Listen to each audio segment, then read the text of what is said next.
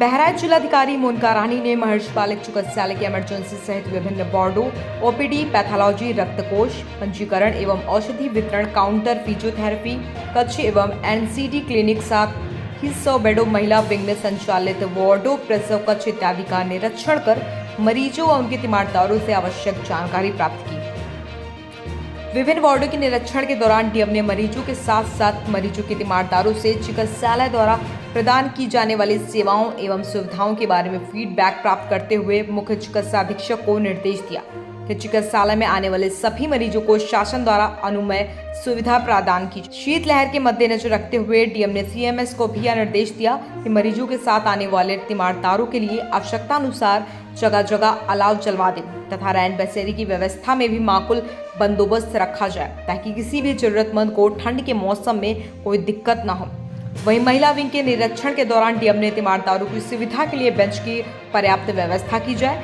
वार्डों के निरीक्षण के दौरान डीएम ने निर्देश दिया कि मरीजों की बेडशीट साफ सुथरी रहे, इसके लिए समय से बेडशीट को बदला जाए। डीएम ने यह भी निर्देश दिया कि मरीजों को मेन्यू के अनुसार समय से भोजन उपलब्ध कराया जाए। चिकित्सालय शौचालय की साफ सफाई पर विशेष ध्यान दिया जाए। वहीं ओपीडी निरीक्षण के दौरान जिलाधिकारी को बताया गया कि वर्तमान में लगभग 1500 से 1800 मरीजों को ओपीडी सुविधा प्रदान की जा रही है, जबकि आम दिनों में मरीजों की संख्या बढ़कर 2500 हो जाती है। डीएम को बताया गया कि इमरजेंसी में भी मरीजों की आमद लगभग 100 से 150 रहती है। डीएम ने कहा कि आने वाले मरीजों को हर संभव बेहतर इलाज उपलब्ध कराए, किसी भी मरीज को बाहर की दवा न लिखी जाए। वहीं डीएम ने चिकित्सकों से अपेक्षा की मरीजों को देखते समय मानवीय पहलुओं की तरजीह देते हुए सेवा भाव से अपने सम्मानित पेशी के साथ न्याय करें। पैथोलॉजी के निरीक्षण के दौरान डीएम ने विभिन्न जांचों तथा उसकी कालिकता के बारे में जानकारी प्राप्त कर आवश्यक दिशा निर्देश दिए। चिकित्सालय से निकलकर डीएम मोनिका रानी ने परिसर में खड़ी एम्बुलेंस का निरीक्षण कर एम्बुलेंस में उपलब्ध जीवन रक्षक उपकरणों तथा संचालनों के बारे में जानकारी प्राप्त करते हुए निर्देश दिया कि मरीजों की प्राप्त कॉल होने पर निर्धारित समय में उन्हें सुविधा उपलब्ध कराएं। डीएम ने जिम्मेदार को यह निर्देश भी दिया कि आकस्मिक रूप से मरीजों एवं तीमारदारों से भी एम्बुलेंस संचालन के बारे में फीडबैक प्राप्त करें ताकि सुविधाओं को बेहतर से बेहतर किया जा सके। बहराइच से ब्यूरो चीफ कुतुब अंसारी की रिपोर्ट, दैनिक भास्कर। आज प्रातः काल में काफी विस्तृत निरीक्षण जो है वो किया गया। अस्पताल का किया गया, ओपीडी का किया गया, पैथोलॉजी का किया गया, पर्चा जहाँ पे बनता है उसका किया गया, ओपीडी के सभी जो कमरे हैं उनका निरीक्षण किया गया। तो सब जगह पर डॉक्टर्स इत्यादि की उपलब्धता पाई गई। एक चीज़ ये संज्ञान में आई कि पहले जो है 1700-1800 के करीब ओपीडी हो रही थी। अभी वर्तमान में जो स्थिति है वो 1400-1500 के करीब जो है ओपीडी की स्थिति जो है सामने आई। इसके साथ साथ वहाँ पे जो प्रसव हुए थे उनके साथ में जो लोग आए तो उनमें से 15-20 लोगों से बात की गई कि किसी तरह की समस्या तो नहीं है।